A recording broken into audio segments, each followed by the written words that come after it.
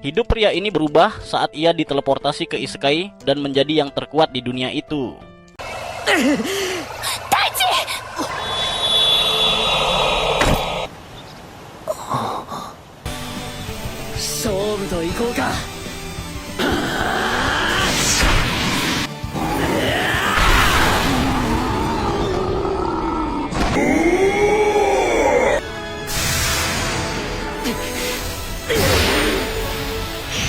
Teichi adalah remaja biasa yang hidup di Jepang. Nilai-nilainya pas-pasan, dan dia bahkan percaya bahwa bumi itu datar. Dalam pikirannya yang absurd, Teichi merasa dirinya adalah tokoh utama dunia ini, hanya karena dia punya teman masa kecil cantik bernama Rin, gadis manis dengan senyum lembut.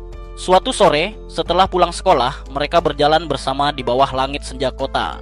Tiba-tiba, cahaya aneh berbentuk lingkaran sihir muncul di tanah. Tanpa berpikir panjang, si tolol Teichi malah mendorong Rin ke dalam lingkaran itu, bercanda kalau mungkin itu jalan pintas ke dapur. Namun takdir berkata lain, Rin menjerit dan refleks menggenggam tangan Teichi, menariknya ikut masuk ke dalam pusaran cahaya itu. Dalam sekejap, dunia di sekitar mereka menghilang. Ketika Teichi membuka mata, dia terbaring di padang rumput hijau luas dengan langit biru yang tidak dikenalnya. Di kejauhan, Rin tergeletak tak sadarkan diri. Ia berlari menghampiri, memastikan gadis itu baik-baik saja. Mereka mencoba memeriksa ponsel, tapi tak ada sinyal, tak ada internet, tak ada tanda-tanda peradaban. Teichi mulai curiga kalau mereka tidak lagi berada di bumi. Ia teringat lingkaran sihir itu, dan sadar ini semua bukan efek CGI. Belum sempat mereka mencerna situasi, raungan menggema dari hutan. Seekor monster kuda hitam raksasa dengan mata merah menyala melompat keluar. Hewan itu mengeluarkan suara yang membuat tanah bergetar. Teichi segera menarik Rin, berguling ke samping saat makhluk itu menghantam tanah di tempat mereka berdiri. Dengan napas tersengal, dia berteriak agar Rin lari sejauh mungkin, sementara dirinya berdiri menantang monster itu. "Hei kuda jelek!" teriaknya, berusaha menarik perhatian makhluk itu. Monster itu mengamuk dan menyerbu ke arahnya. Tapi sebelum bisa menghantam, serangan berupa bilah angin melesat dari sisi kanan dan menebas leher si kuda. Dari balik pepohonan muncul seorang pria botak berkulit coklat, memuji keberanian Teichi, lalu menyerbu dengan pedangnya. Tak lama, panah hitam yang diselimuti sihir terbang dari semak-semak, menancap di kaki monster itu. Dari bayangan muncul seorang pemanah berwajah masam, diikuti seorang penyihir mungil yang mengangkat tongkat sihir dan membakar monster itu hingga menjadi abu. Mereka memperkenalkan diri sebagai Barada, Rekulta, dan Megilda, anggota dari Adventurers Guild. Mereka menjelaskan bahwa tugas mereka adalah membasmi Obsidian Horse yang mengancam daerah ini. Melihat mereka, Teichi langsung sadar, ini dunia seperti RPG.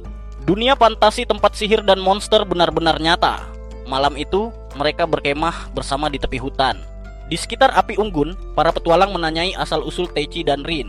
Meski awalnya ragu, keduanya akhirnya mengaku kalau mereka tidak berasal dari dunia ini.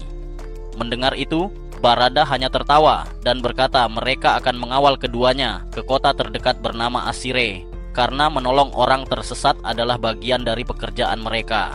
Keesokan harinya, mereka tiba di Asire, sebuah kota yang menjadi bagian dari kerajaan sihir Elaine. Kota itu ramai dengan pedagang, petualang, dan sihir yang terasa di udara. Barada memberi mereka beberapa keping emas dan menyarankan untuk mendaftar ke Adventurers Guild agar mereka bisa bertahan hidup di dunia baru ini. Di dalam guild, mereka mengisi formulir dan segera diarahkan untuk menjalani tes bakat sihir. Seorang resepsionis cantik membawa bola kristal, meminta mereka meletakkan tangan di atasnya. Rin maju lebih dulu, dan bola itu langsung berpendar dalam 4 warna berbeda. Sang resepsionis terpana, bertanya siapa sebenarnya gadis itu. Kemudian giliran Teichi. Begitu dia meletakkan tangannya di atas bola, benda itu retak seketika, membuat sang resepsionis menjerit kaget sebelum berlari memanggil guild master. Tak lama, datang Gerard, sang master, bersama petualang terkenal Miura, si Golden Panzer. Mereka mengatakan kekuatan Teichi terlalu besar untuk diuji di tempat biasa, dan meminta Miura mengantar mereka ke seseorang yang bisa menilai kekuatan sejati mereka. Dengan sedikit curiga, Teichi bertanya apakah ini semacam penipuan untuk mencuri organ tubuhnya. Miura hanya tersenyum nakal dan menjawab, "Mungkin aku mau organnya, tapi bukan ginjalnya." Perjalanan membawa mereka ke sebuah pondok tua di hutan dekat kota, tempat tinggal penyihir cantik bernama Lemia, wanita dewasa dengan aura menggoda dan mata tajam. Lemia menyambut mereka dengan senyum lembut, lalu menerima laporan dari Miura bahwa alat pengukur sihir di guild rusak. Ia mengeluarkan dua benda kayu dan memberikannya pada Teichi dan Rin, menjelaskan bahwa alat itu bisa mengukur dua hal, kapasitas sihir, yaitu seberapa besar energi magis seseorang, dan kekuatan sihir, yaitu kualitas dari energi itu sendiri. Ketika Lemia mengusap lembut permukaan alat kayu itu dengan tangannya, simbol-simbol sihir mulai bersinar samar, menandakan bahwa pengujian baru saja dimulai. Teichi dan Rin menatap penuh penasaran ketika Lemia akhirnya menjelaskan hasil pengujian mereka. Dengan nada serius namun kagum, ia berkata bahwa angka kekuatan mereka benar-benar di luar nalar dunia ini. Mulai hari itu, ia memutuskan bahwa mereka berdua akan menjadi muridnya. Di sisi lain, di tempat gelap yang jauh dari sana, dua sosok berkerudung tengah berbicara pelan.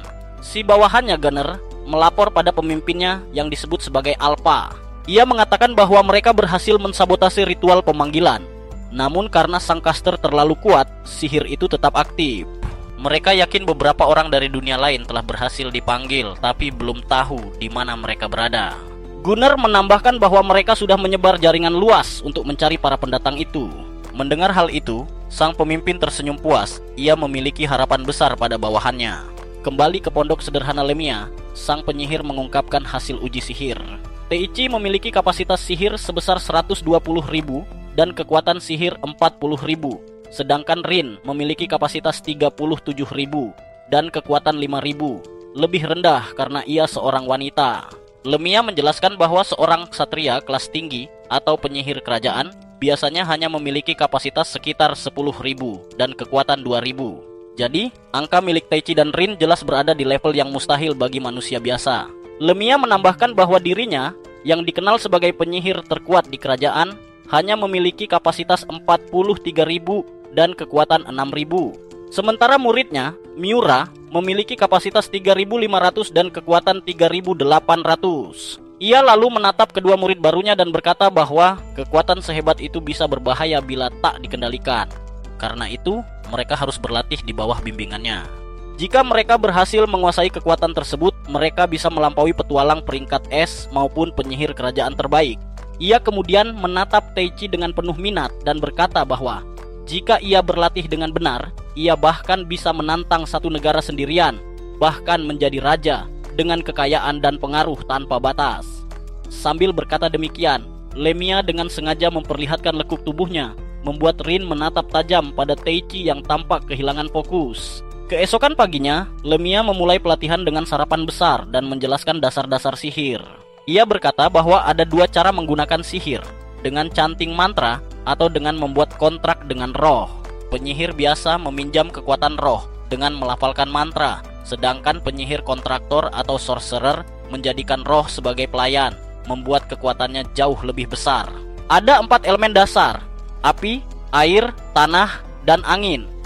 Biasanya seorang penyihir hanya bisa menguasai satu elemen, tapi beberapa langkah mampu mengendalikan 2 atau 3.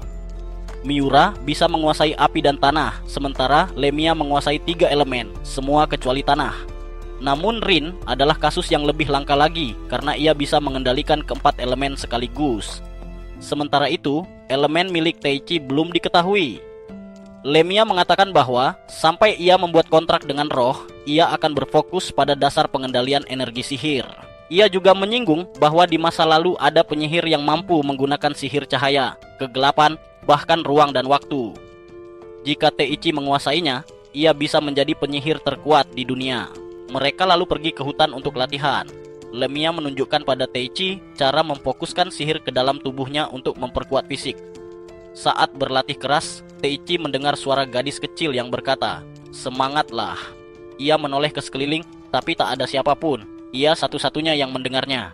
Sementara itu, Miura mengajarkan Rin dasar pengucapan mantra.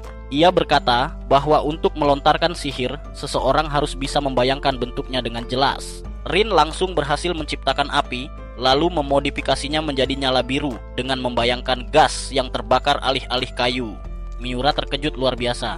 Belum pernah ia melihat api seperti itu. Ia pun menyebut Rin sebagai jenius sejati. Sore harinya, Rin menghampiri Teichi yang tampak frustrasi karena latihannya belum berhasil. Melihat itu, Rin mencoba menyemangatinya. Teichi pun kembali mencoba, dan kali ini suara gadis itu muncul lagi memberi saran lembut. "Aneh, tapi berhasil. Tangannya mulai bercahaya terang, seperti bola lampu. Teichi bertanya pada Rin apakah ia juga mendengar suara itu. Tapi Rin hanya terkejut dan sedikit takut.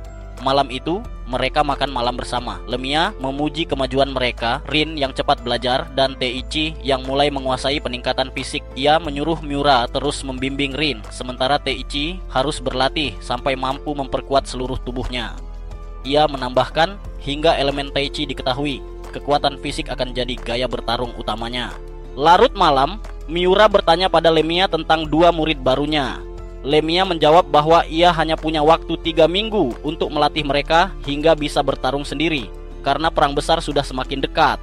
Ia mengira masalah ibu kota tak akan sampai sejauh itu, tapi kenyataan tampaknya berbeda. Beberapa minggu kemudian, Teichi dan Rin menjalani ujian fisik. Teichi bertarung melawan sekawanan serigala pen, sementara Rin menghanguskan segerombolan kelinci monster dengan sihir api. Kini Teichi bisa mengendalikan jumlah energi dalam pukulannya, dan Rin mampu melontarkan banyak elemen tanpa mantra.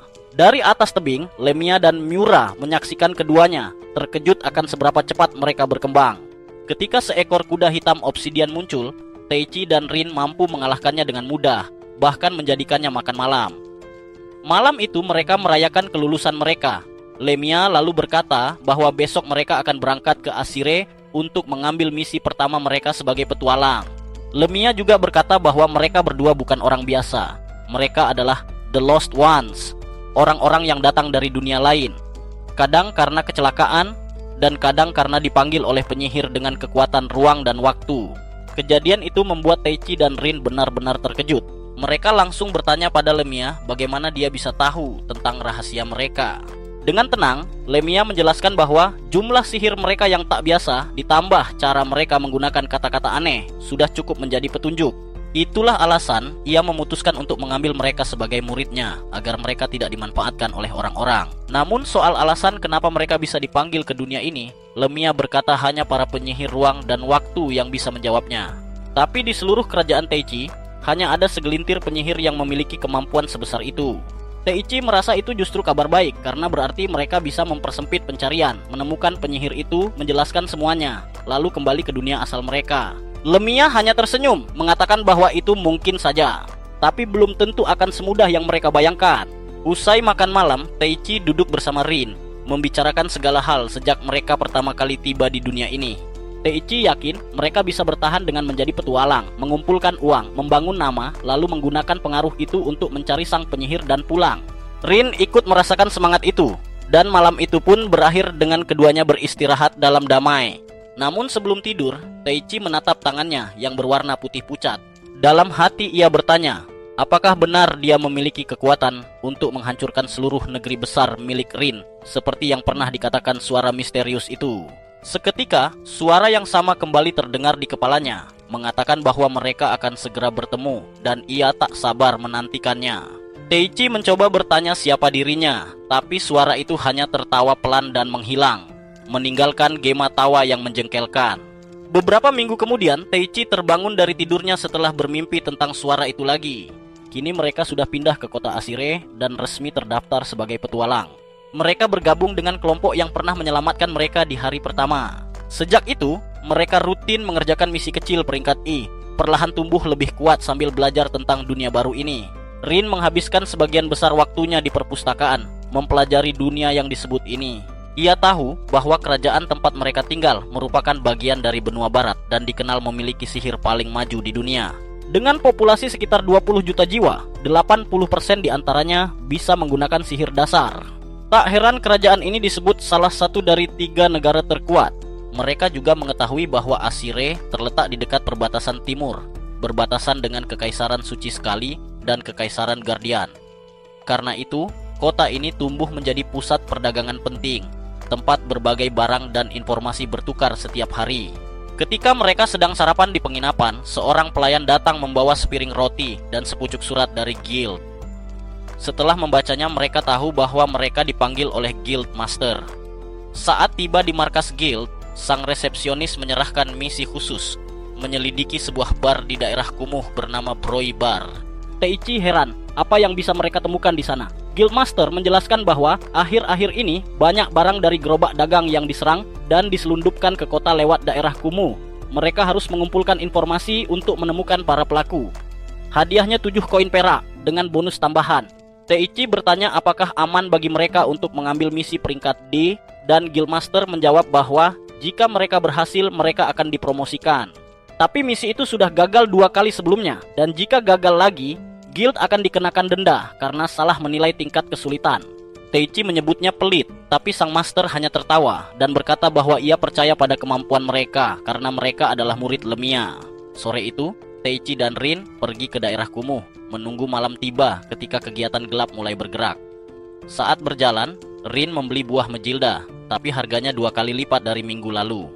Ia sempat bercanda bahwa mungkin inflasi dari dunia mereka ikut terbawa ke sini, tapi pedagang itu menjelaskan kalau pasokan terganggu karena banyak gerobak diserang. Malamnya, mereka melihat sebuah gerobak mencurigakan dikeluarkan dari pintu belakang bar Broi.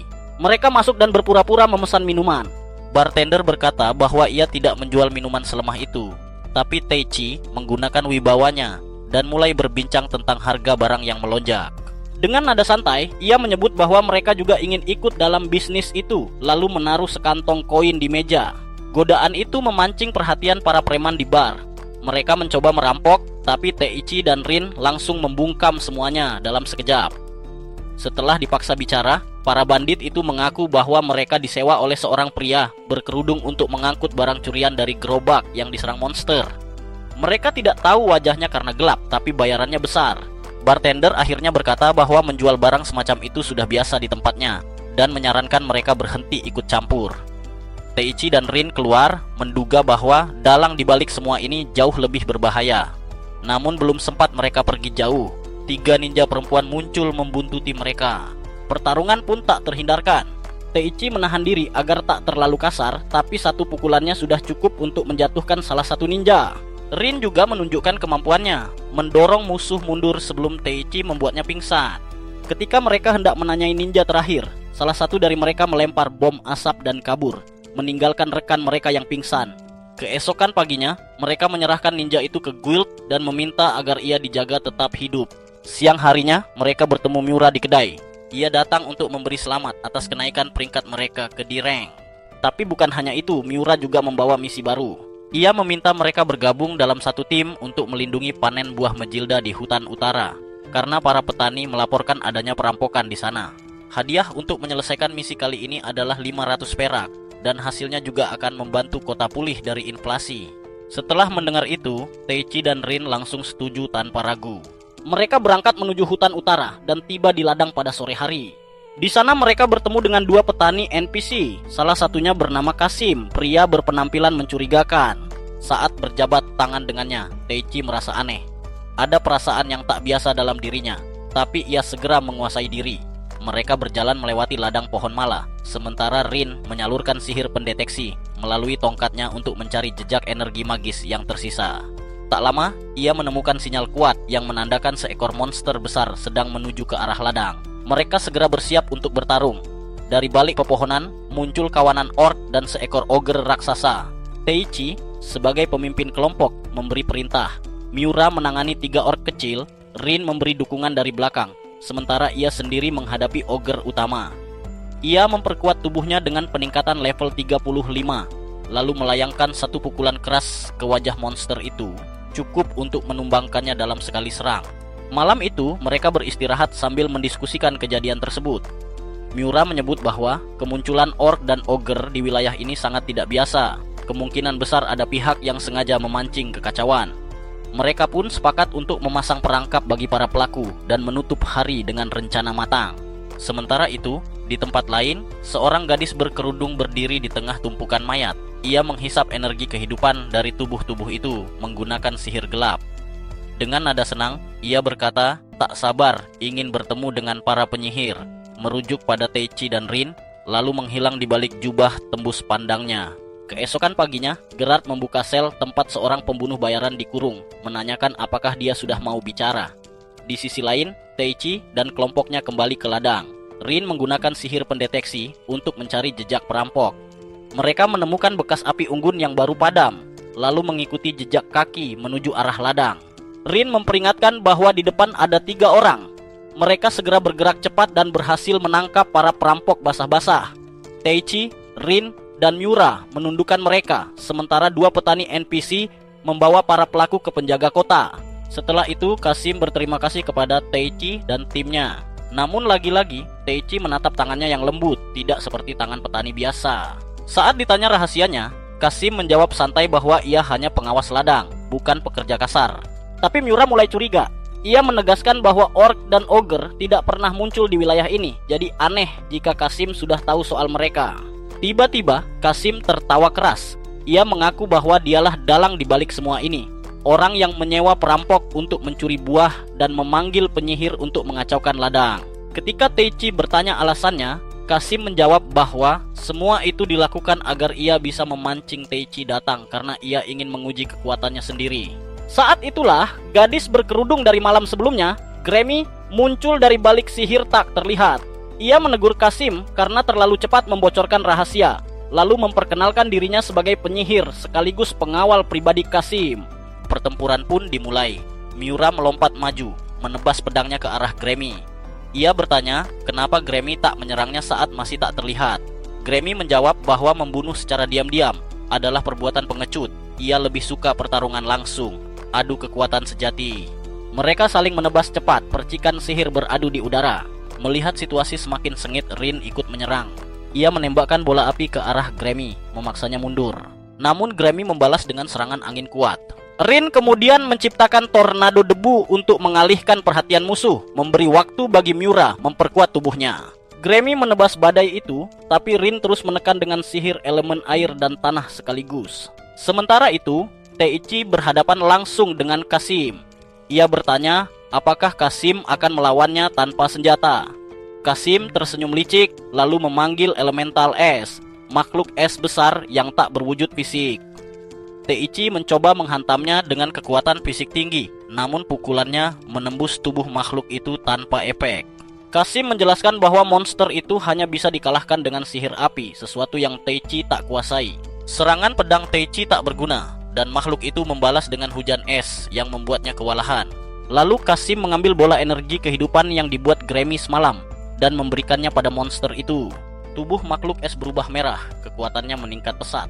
Monster itu menyerang dengan kecepatan luar biasa dan menghantam Teichi, membuatnya terpental dan berdarah. Kasim menatapnya sinis dan berkata, ikutlah denganku dengan baik-baik atau aku akan menangkap gadis-gadis itu dan memperlihatkan pada mereka realitas dunia orang dewasa. Di sisi lain, Miura dan Rin terus bertarung sengit melawan Grammy. Miura terpukul mundur, Rin jatuh tersungkur, tapi keduanya menolak menyerah. Mereka mengingat pengalaman melawan penyihir kuat sebelumnya, lalu berjanji untuk bertarung dengan kekuatan penuh. Dengan sorot mata tajam, Miura meningkatkan kekuatannya ke level 40 dan menerjang Grammy dengan serangan cepat. Saat keduanya saling beradu, Rin tiba-tiba muncul dari sisi kanan, membawa pedang sihir yang mengejutkan Grammy. Grammy melompat ke belakang untuk menghindari serangan, tetapi Miura menendangnya kembali ke depan. Rin langsung bergerak, mengubah tongkatnya menjadi pedang dan memaksa Grammy menangkis dengan pedangnya sendiri. Tanpa memberi celah, Rin menggunakan pedang sihir di tangan satunya, menyerang cepat dan mengikis sebagian besar HP milik Grammy. Rin lalu melafalkan mantra Dus Tornado, mencampurkan bubuk mesiu agar pusaran angin itu mudah terbakar. Ia menyalakannya dengan bola api, menghasilkan ledakan besar yang melempar Grammy ke udara. Meski tubuhnya diperkuat dengan sihir fisik, Grammy masih menerima cukup banyak luka. Miura memanfaatkan momen itu, menebasnya dengan pedang berapi dan mengakhiri pertarungan. Ketiganya berdiri di depan Grammy dan memintanya menyerah. Namun, alih-alih tunduk, Grammy bangkit perlahan sambil menjilat darah di bibirnya, tersenyum gila, dan berkata bahwa ia ingin bertarung lagi setelah lukanya sembuh, dan kali berikutnya, ia yang akan menang. Tiba-tiba, seseorang dari kejauhan bersuara, memperingatkan mereka untuk menyerah jika tidak ingin melihat Tachi dipukuli habis-habisan oleh Red Elementalnya. Para gadis itu saling berpandangan, wajah mereka muram. Di sisi lain, Teichi hanya bisa menatap kosong, bertanya-tanya bagaimana semuanya bisa berakhir seperti ini. Ia seharusnya memiliki kekuatan untuk menghancurkan bangsa, tetapi kini tak berdaya. Dalam keputusasaan, ia pingsan dan sekali lagi mendengar suara yang sama seperti dalam mimpinya. Suara itu bertanya apakah ia menginginkan kekuatan. Teichi menjawab bahwa ia ingin menghancurkan wajah pria sombong itu dan membuatnya menyesal telah menantang mereka. Suara itu memperkenalkan diri sebagai Aerial, roh angin. yang memperingatkan bahwa memberi kekuatan ini berarti melanggar aturan dan rasa sakitnya mungkin setara dengan kematian. Teichi menerima tanpa ragu. Sekejap kemudian, tubuhnya berubah. Aura angin yang tebal menyelimuti dirinya seperti badai hidup. Kasim memerintahkan Red Elementalnya untuk menyerang, namun Teichi tetap berdiri tegak setelah terpukul keras. Rasanya seperti dicakar anak kucing, katanya dingin. Red Elemental membalas dengan semburan api besar, tetapi Teichi mengangkat tangannya dan melepaskan serangan angin yang menghancurkan api dan makhluk itu sekaligus. Melihat kekuatan itu, Kasim dan Grammy langsung melarikan diri. Namun, sebelum Teichi bisa mengejar, rasa sakit yang dijanjikan Ariel muncul. Lututnya goyah, tubuhnya gemetar, tapi ia masih sempat mengeluarkan satu serangan terakhir, menebas lengan kanan Kasim sebelum pingsan. Beberapa hari kemudian, Teichi terbangun di rumah Lemia. Ia kebingungan bagaimana bisa sampai di sana. Saat perutnya berbunyi, Lemia datang dan mengajaknya makan. Ia makan dengan lahap seperti kerasukan, membuat Lemia terkekeh. Setelah itu, Lemia menjelaskan bahwa Teichi telah menghabiskan seluruh energi sihirnya dalam pertempuran, membuatnya tidak sadarkan diri selama seminggu penuh. Biasanya, sihir akan pulih dalam semalam, tapi kehabisan total dapat membuat penyihir koma untuk waktu lama. Ia juga menceritakan bahwa Miura dan Rin yang membawanya ke rumah setelah ia tak bangun-bangun. Saat ditanya apa yang terjadi di Northern Forest, Teichi menceritakan semuanya, termasuk suara Ariel. Lemia terkejut ketika mendengar nama roh itu. Ia menjelaskan bahwa Kasim pasti menggunakan Crimson Pact pada Frost Elemental, ritual terlarang yang mengorbankan kehidupan manusia atau hewan untuk memperoleh kekuatan sihir luar biasa. Teichi mengangguk, berkata bahwa pada saat itu ia benar-benar merasa akan mati, sampai Ariel datang menolongnya. Lemia menjelaskan bahwa hanya summoner sejati yang bisa berkomunikasi dengan roh seperti itu. Berbeda dari penyihir biasa atau shaman, seorang summoner tidak hanya membuat perjanjian dengan roh, tetapi juga bisa mendengar dan berbicara langsung dengannya. Ia menambahkan bahwa roh adalah entitas tertinggi, bahkan lebih kuat daripada naga. Manusia biasa tidak bisa melihat atau mendengar mereka, kecuali summoner yang telah memiliki ikatan kuat. Karena mantra mereka dilafalkan langsung oleh roh, kekuatannya jauh melampaui sihir biasa. Setelah memahami bahwa kekuatannya kini berasal dari kontrak dengan Ariel, Teichi keluar mencari udara segar dan segelas kopi. Di kafe, ia bertanya kepada pelayan apakah Rin dan Miura sudah kembali, tapi pelayan mengatakan mereka belum terlihat sejak pagi. Saat berjalan keluar, Teichi melihat beberapa pria yang tampak seperti mod Discord sedang mengganggu seorang gadis cantik. Ia segera menghampiri dan menyuruh mereka berhenti. Gadis itu cepat memanfaatkan situasi, berlari ke arahnya dan menggandeng lengannya seolah mereka pasangan. Salah satu pria marah dan mencoba memukul Teichi, tapi Teichi menghindar, lalu menendang lehernya hingga pria itu pingsan. Temannya panik menyeret rekannya dan kabur. Setelah situasi reda, gadis itu berterima kasih. Namun Teichi menyadari bahwa gadis itu tampak terlalu tenang untuk korban biasa. Ia menegaskan bahwa dia bahkan bisa mengikuti gerakannya saat menghindar tadi. Gadis itu tersenyum misterius. Tentu saja, ini bukan pertama kalinya kita bertemu, katanya. Teichi terkejut dan sempat berpikir apakah dia saudara jauhnya atau semacamnya. Gadis itu kemudian memperkenalkan diri sebagai Anastasia, ninja yang dulu pernah ia kalahkan dan serahkan ke guild. Sementara itu, kita melihat atasan Kasim yang menyebut dirinya Kaisar. Ia memuji Kasim karena berhasil mengumpulkan semua informasi tentang Teichi dan Rin. Bahkan mengatakan bahwa kehilangan satu tangan hanyalah harga kecil untuk informasi sebesar itu. Setelah itu, Kaisar menatap Grammy, mengatakan bahwa ia perlu sedikit perbaikan agar dapat melayaninya dengan lebih baik. Ia kemudian menaruh mantra khusus di tangan Grammy, membuatnya bersinar samar. Tak lama, Kaisar memberikan misi sampingan baru kepada bawahannya, menyebutnya hanya sebagai lelucon kecil agar ia bisa lebih nyaman setelah bergabung dengan klub orang bertangan satu. Setelah memberikan misi itu, dua gadis masuk ke ruangan dan menanyakan tentang karnaval. Kaisar tersenyum tipis dan berkata bahwa sudah waktunya acara itu dimulai. Ia meletakkan selembar dokumen di atas meja dan berkata bahwa itu akan menjadi undangan Teichi ke pesta tersebut. Di sisi lain, di kota, Anastasia mengungkapkan bahwa ia telah bergabung dengan guild dan sedang menyelidiki kasus penyelundupan barang. Ia memberitahu Teichi bahwa penyelidikannya membawanya ke sebuah gedung misterius. Bersama-sama mereka menyerbu tempat itu, melawan para preman yang menjaga, hingga akhirnya mencapai ruangan tempat Kasim dan Kaisar sebelumnya berada. Di sana, Teichi menemukan selembar kertas yang ditinggalkan oleh Kaisar. dan saat membacanya, wajahnya langsung berubah khawatir. Sementara itu, Miura dan Rin sedang menikmati malam di pasar kota. Mereka berjalan santai sambil menikmati makanan manis. Rin tampak cemas memikirkan Teichi, namun Miura menenangkannya, mengatakan bahwa Teichi dalam pengawasan Lemia dan mereka sebaiknya fokus pada misi saat ini. Tapi ketenangan itu tak bertahan lama. Mereka merasa sedang diikuti, dan ketika hendak mengalihkan perhatian penguntit itu, seorang anak berkerudung tiba-tiba menyerang mereka dari belakang dengan pedang. Rin dan Miura segera melompat mundur dan memperingatkan warga sekitar untuk menjauh. Pertarungan pun dimulai. Miura mengisi pedangnya dengan energi dan menebas serangan musuh, sementara Rin melancarkan serangan air untuk membasuh wajah si penyerang. Namun, sebelum sempat melanjutkan serangan, beberapa penyihir muncul dari atap dan menyerang mereka. Rin membatalkan mantranya dan menciptakan perisai pelindung di dekat Miura. Mereka sadar kini menghadapi 4 musuh sekaligus. Tiba-tiba terdengar suara Grammy dari kejauhan. Ia muncul dari balik sihir tak kasat mata dan menyerang perut Miura secara tiba-tiba, menjatuhkannya. Setelah itu, ia memanggul tubuh Miura dan kabur, berkata bahwa meski bukan gayanya menculik, perintah dari bos tak bisa ditolak. Rin mencoba mengejar, tetapi para pengikut kaisar menahannya. Di waktu yang sama, Teichi dan Anastasia menelusuri terowongan yang dibuat dengan sihir tanah. Mereka menjelaskan bahwa kertas yang ditemukan di gedung sebelumnya berisi informasi tentang 3.000 goblin yang diperkuat sihir merah, bersembunyi di bawah Asire. Di ujung terowongan, mereka menemukan pintu dengan tulang berserakan di depannya. Dengan keahlian membuka kunci, Anastasia berhasil membuka pintu itu. Melihatnya bekerja, Teichi tersenyum getir dan berkata bahwa ketika ia menyerahkan Anastasia ke guild dulu, ia berharap gadis itu bisa hidup dengan cara yang bersih.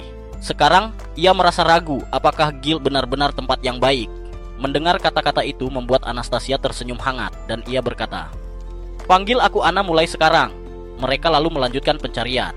Kembali di kota, Rin menyingkirkan para NPC bodoh yang menghalanginya dan tiba-tiba menemukan Grammy berdiri di belakangnya.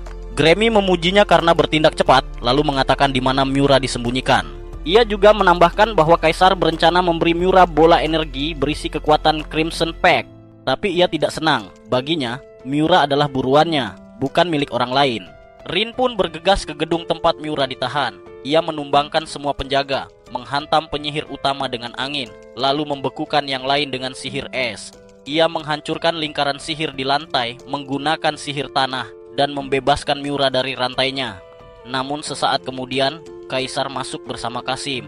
Ia bertepuk tangan, memuji Rin karena berhasil menyelamatkan temannya tanpa membunuh siapapun. Ia memperkenalkan diri sebagai dalang di balik semua ini. Rin bersiap bertarung, tetapi Kaisar berkata bahwa ia tak berniat mengotori tangannya. Ia memberitahu bahwa sebentar lagi 3.000 monster akan menyerang kota dan semua akan hancur. Saat mendengar itu, Rin menyebut nama Teichi. Namun Kaisar tertawa dan berkata bahwa Teichi sedang dipersiapkan untuk panggung lain. Kini nasib kota ada di tangan mereka berdua. Dalam perjalanan keluar, Kasim bertanya apakah perlu menyerang kota dari luar dan dalam sekaligus. Kaisar menjawab ya, dan bertanya berapa banyak monster Crimson Pact yang telah disiapkan. Kasim menjawab ada 500 di bawah tanah dan 200 di atas permukaan.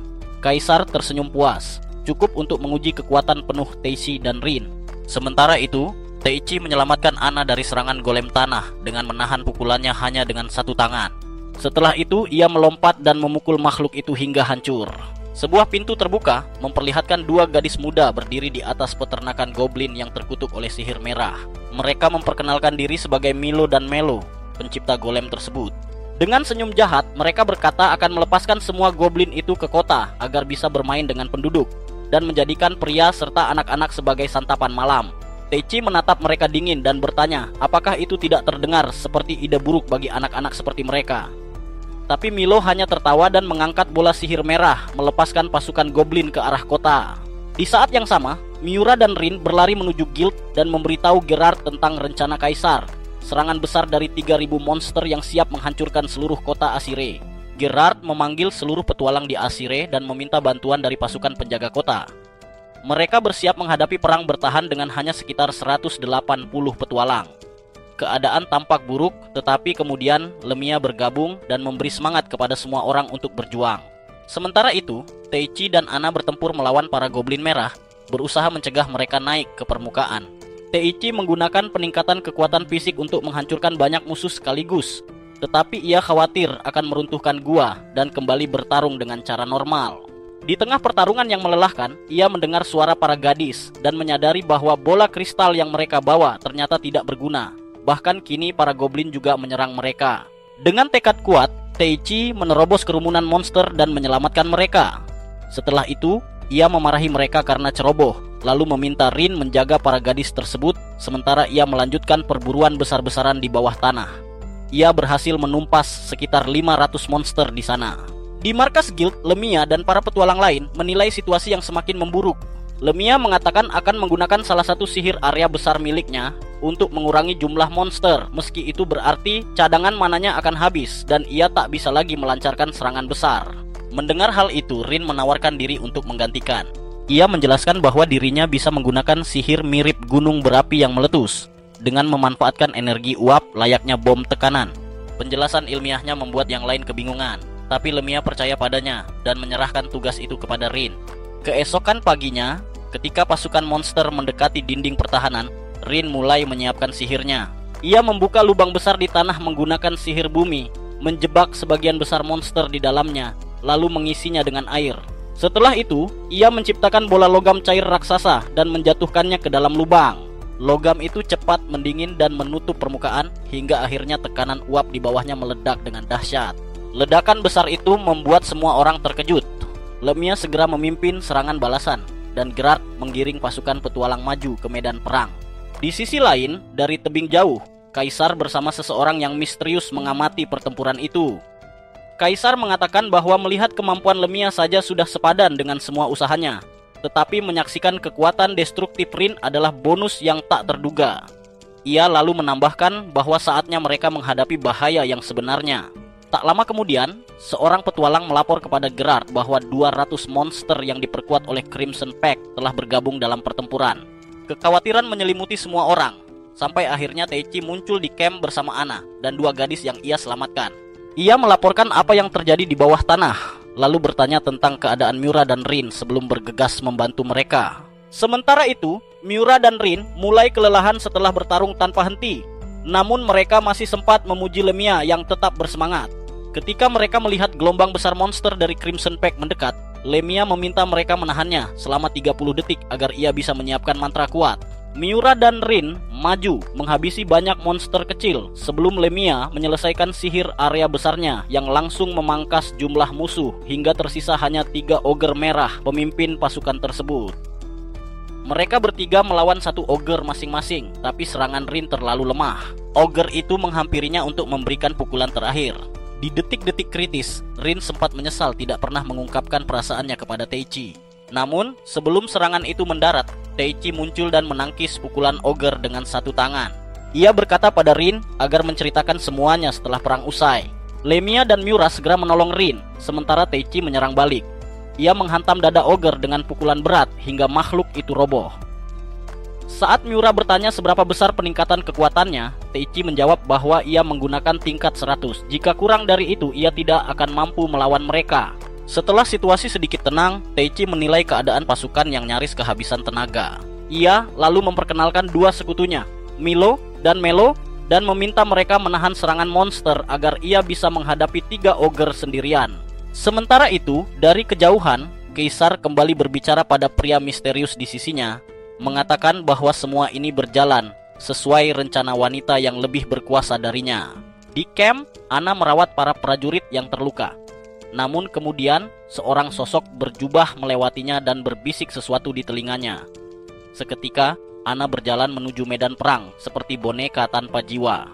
Di garis depan, Lemia dan para petualang masih berjuang melawan monster kecil, sedangkan Teichi bertempur sendirian melawan 3 ogre. Meskipun jumlahnya tak seimbang, kekuatan sihir Teichi yang luar biasa membuatnya mampu menumbangkan satu demi satu. Namun, tiba-tiba tanah bergetar keras dan seekor naga emas berkepala 2 muncul dari bawah tanah, melahap ogre-ogre itu dengan mudah. Melihatnya, Lemia terkejut. Naga biasanya tidak ikut campur dalam perang antar ras. Namun kemudian diketahui bahwa naga ini adalah bagian dari rencana rahasia sang dalang misterius yang ingin menguji kemampuan Teichi. Teichi memerintahkan Lemia dan yang lain mengevakuasi kota. Ia memutuskan melawan naga itu sendirian. Rin menolak pergi dan bersumpah akan tetap di sisinya. Miura hanya berkata singkat agar mereka kembali hidup-hidup, kalau tidak, dia tak akan memaafkan mereka. Saat semuanya mundur, Teichi berkata lembut pada Rin agar tetap di belakang. Ia tak ingin dirinya terdorong melindunginya secara naluriah, karena itu, katanya, bisa menjadi alasan kekalahannya. Rin mengangguk dan berusaha bertahan sambil mencari cara membantu Teichi dari kejauhan. Sementara itu, Teichi berlari maju untuk menghadapi naga. Dalam perjalanan, ia memanggil Ariel, tetapi tak ada jawaban. Ia sempat berpikir bahwa panggilan pertamanya dulu mungkin hanya kebetulan. Meski begitu, ia meningkatkan kekuatannya hingga level 100, lalu melompat ke depan dan memulai pertarungan dengan pukulan berat. Naga itu menahan serangannya dengan cakar, lalu membalas dengan rentetan bola api, diikuti cambukan ekor yang kuat. Rin mencoba membantu, tetapi kepala lain dari naga itu menembakkan bola api ke arahnya sebagai peringatan, menyuruhnya menjauh seperti sampah tak berguna. Teichi kehilangan banyak HP akibat serangan itu dan bertanya-tanya mengapa seekor naga membantu para monster menyerang mereka. Saat itu, Ana datang dan berkata, ia harus menyembuhkan lukanya. Namun Taichi yang masih kesal bertanya mengapa rencana bodohnya muncul di sini. Ucapannya menyadarkan Ana. Ia tampak bingung, menatap sekeliling tanpa paham bagaimana bisa sampai di sana. Naga memanfaatkan momen itu untuk menembakkan bola api biru ke arah Teichi. Rin segera berlari hendak menolong, tetapi Anna mendorong Teichi ke samping dan menahan serangan itu sendiri. Ledakan besar menghancurkan perutnya. Dalam detik-detik terakhir, ia terbaring di pelukan Teichi, meminta maaf atas kesalahannya. Ia mengenang bahwa hanya Teichi yang pernah melihat dirinya sebagai seorang wanita, bukan sekadar alat. Dengan suara lemah, ia meminta agar mereka bisa menjadi teman jika ia selamat. Tapi sebelum sempat mendengar jawaban, ia menghembuskan napas terakhir. Kematian Ana membuat Teichi dipenuhi amarah dan penyesalan. Ia memaki dirinya sendiri karena tidak cukup kuat dan tidak berlatih lebih keras. Dalam keputusasaan, ia kembali memanggil Ariel, berkata bahwa ia tahu roh itu pasti mendengarnya, dan meminta kekuatannya. Ia mengaum dengan lantang, menuntut agar Ariel memberikannya semua kekuatannya. Kali ini Ariel menjawab, mengatakan bahwa inilah emosi kuat yang selama ini ia tunggu dari Teichi. Tiba-tiba Teichi berada di dimensi lain, berhadapan langsung dengan Ariel. Roh angin itu meminta maaf karena tidak bisa memberikan kekuatannya seperti sebelumnya. Ia menjelaskan bahwa mereka harus membuat perjanjian resmi. Untuk itu, sang pemanggil harus memanggil roh dengan sungguh-sungguh dan bersedia menerima seluruh kekuatannya tanpa syarat. Setelah mendengar penjelasan itu, Teichi meminta maaf karena telah membentaknya. Mereka pun membentuk perjanjian roh angin. Seketika, Teichi menjadi seorang summoner sejati dan kembali ke dunia nyata. Dengan kekuatan barunya, ia meminta Rin menjaga jasad Ana lalu berjalan mendekati naga. Ia berkata kepada Ariel bahwa mereka akan menyelesaikannya dalam satu serangan. Melihat keberaniannya, naga itu memuji Teichi. Teichi kemudian bertanya apa tujuan naga itu dan apa yang dibutuhkannya agar mau mundur dari perang. Naga menjawab bahwa jika Teichi menunjukkan kekuatannya yang sejati, ia akan menjawab semua pertanyaan dan pergi. Setelah itu, naga meluncurkan serangan napas api ganda, sementara Teichi menangkisnya dengan pukulan angin yang kuat. Awalnya kekuatan mereka seimbang, namun perlahan Teichi menguasai pertarungan dan menghantam naga hingga terjatuh. Naga itu tersenyum puas, mengatakan bahwa ia senang melihat kekuatan sejati Teichi. Ia mengaku melayani seorang wanita misterius dan tugasnya hanyalah menguji kekuatan Teichi. Sebelum pergi, naga itu berkata bahwa wanita itu akan terus memandunya demi negeri dan dunia ini. Ia terbang menjauh, meninggalkan pesan agar Teichi tetap kuat untuk melindungi orang-orang yang ia cintai. Di sisi lain, Kaisar melapor kepada wanita misterius itu bersama seorang pelayan berjubah. Ia memberitahukan bahwa Teichi telah membuat perjanjian dengan roh angin. Wanita itu berkata bahwa kini saatnya memberi bimbingan berikutnya, karena setelah sebuah kota, selanjutnya adalah seluruh negara. Beberapa waktu kemudian, negeri Asire mulai membangun kembali setelah perang, meski banyak korban yang harus ditanggung. Teichi terlihat menaburkan bunga di makam Ana, memintanya untuk terus mengawasinya dari surga.